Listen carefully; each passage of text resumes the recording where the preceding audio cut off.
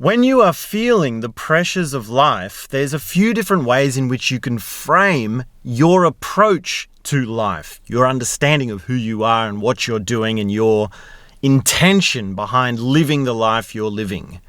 The pressures of life often feel like a crunch. There's a clench. There's a pressure. It's the pushing of having to pay bills, of your car needing a service, of working out how you're going to pay rent, how you're going to pay for groceries next week, working out how you're going to have the resolution of the things in your relationships, the stresses of relationships, opportunities and responsibilities in work and what you're doing in life between your job and home life. And it might have been a very long time since you've had a proper holiday and feeling like you want to have a holiday, you want to get away.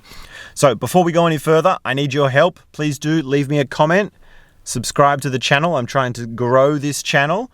And this general thing of the crunch of life, of the pressure of life, can always have a new perspective. You can always frame it differently, because feeling the pressure, being under the pressure, is really a matter of perspective. It's really a matter of how you understand your intention behind life, your understanding of who you are, your sense of who you are, your feeling of what it's like to be you.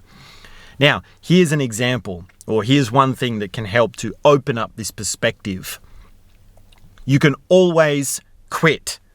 That is a truth that will remain. You can always quit. You can quit your job. You can leave your family. You can change your situation. You can go somewhere else.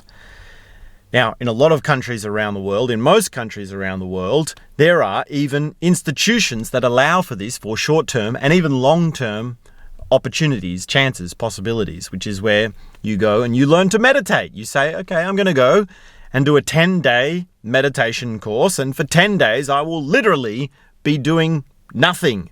I will not have my usual pressures of life. I will not have my usual routine, my usual stresses, my usual situation, and you'll be spending up to 14, 15, 16 hours a day sitting on a cushion doing nothing. And this can open up so much perspective. This can realize for yourself how much is not necessary, how much is fake pressure, how much is just the illusion of pressure, of stress of life. And even further than this, you can do this long term, yeah? You can do this in a way that is like, well, I don't want to live this lifestyle. I'm going to go somewhere else entirely.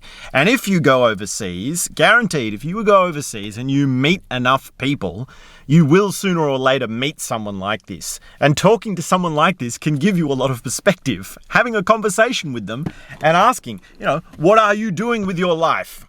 Where are you from? What's your name? How old are you? This sort of conversation. And you go into what's happening for you, what's going on for you, and you see that they are doing nothing. And they are very proud of it. They're very much comfortable with it. They are realizing for themselves that they don't know what they want to do in life. When you meet someone that is like, well, I don't want to do this. I don't want to work there. I don't want to have this project, so I'm doing nothing. And each day they wake up, they have breakfast, and they sort of sit around and they might just see what's happening. They have lunch and they might do whatever. And then they have dinner and go to bed, and that's it, yes? And there's something very opening about that. There's something very revealing about the perspective of having lived that and understood that for yourself, whether you lived it for yourself or you've spoken to someone who's in that situation.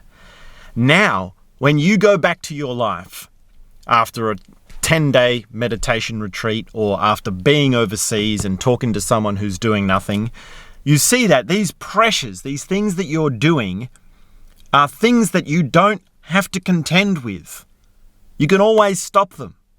You can always let them go. And further still, when you do contend with them, you do so with the understanding that it's your choice, with the understanding that it's something that you do because, hey, I choose to participate in life. I choose to be in this city, to embrace the chaos, to be playful with the projects and the responsibilities and the paying of bills and the having of a car and a relationship and a household and buying groceries and doing laundry. These are the things that you say, okay, I'm going to live this life, and this is a part of a life that I choose. This is the part of the life that I am going into because that is what I contend with. And that's very different to feeling the pressure. That's very different to stressing out over the clench of life. Instead of being under the stress, you are rising to the playfulness. You are contending with the chaos. To embrace the chaos has a tremendous power to it. It has an ability to say, this is my dance. This chaos is my stepping up to the project. Now you realize in any project that you do, there's going to be a degree of boredom to it, a degree of frustration, a degree of it not working out the way you had imagined. It's not going the way I wanted it to. It's not going the way it should go. There's complications that I didn't expect to face. There are challenges that I didn't expect to face. It's harder than I thought. That's a good one. Things are taking longer than I thought. They're more difficult than I thought. And I should have made it by now. Yes, and that can be a stress. I should have made it by now.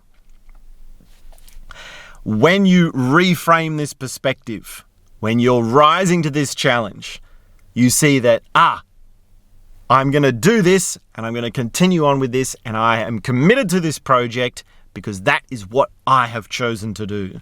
There are some projects in life that you will do no matter how long they take.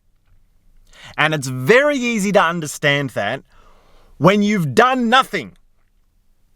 When you've done nothing for so long that you have thought, maybe I won't do anything ever again. Maybe this is my life. Just waking up, going to the cafe, doing nothing, and then going to sleep. Now, there is something very unhealthy about that, right? There's something sort of rotten about that because we sort of do fill the time with these certain dark habits. Idle hands do the devil's work sort of saying, right? So there is something in that of, well, are you really doing nothing? That's very different to being on a meditation retreat and doing a meditation technique, yes? So that's a little complex that we can sort of put as a flagpole that we might discuss a little bit more of later. But to have the perspective of, my life is nothing. I am not doing anything.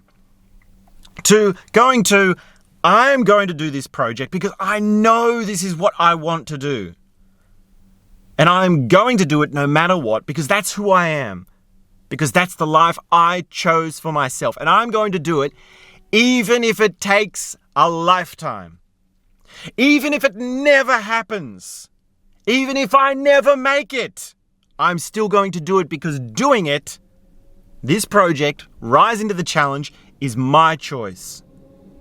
It's who I am resonating for within myself. It's my self-knowledge. It's my self-awareness. It's my intimacy. It's my close perception of this immediate surrounds that I am finding myself in.